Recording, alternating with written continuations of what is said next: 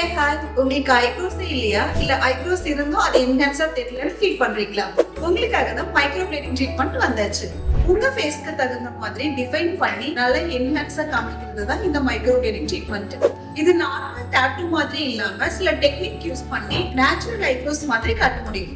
இதுல யூஸ் பண்ற ட்ரீட்மெண்ட்ஸ் எல்லாமே உங்களோட ஸ்கின் டோனுக்கு தகுந்த மாதிரி சூஸ் பண்ணி நாங்க யூஸ் பண்றதுனால உங்களுக்கு நேச்சுரல் ஐப்ரோஸ் எங்களால திருப்பி கொடுக்க முடியும். இது செமி பர்மனன்ட் டாட்டூ அப்படிங்கிறதுனால 12 to 18 months வரைக்கும் உங்களுக்கு கலர் ஸ்டே ஆகும். 2 years once உங்களுக்கு வேணும்னா நீங்க ரீபர்னிங் பண்ணிக்கலாம். நிறைய பேர் இதோட காஸ்ட் அதிகமா இருக்குமோ தானே ஃபீல் பண்றீங்க. அதுதான் இல்லைங்க. இதோட காஸ்ட் வைஸ் பாத்தீங்க அப்படின்னாக்கா டெக்னீஷியன்ஸோட எக்ஸ்பீரியன்ஸ் பொறுத்து தான் உங்களுக்கு காஸ்ட் வந்து சார்ஜ் பண்ணுவாங்க.